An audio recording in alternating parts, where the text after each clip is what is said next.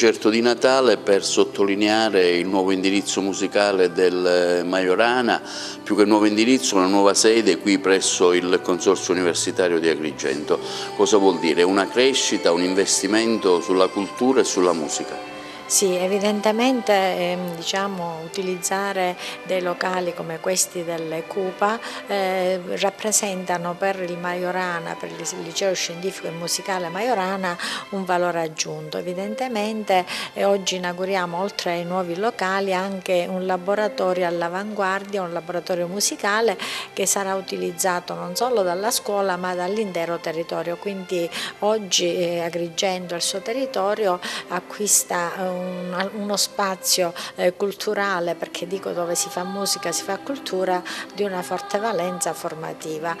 Noi ringraziamo il dirigente dell'ufficio quinto, dottore Zarbo, il CUP e la provincia, perché grazie a questa sinergia di collaborazione e di interventi siamo riusciti oggi a realizzare questa tappa importante non solo per la scuola ma, come dicevo poc'anzi, per l'intero territorio.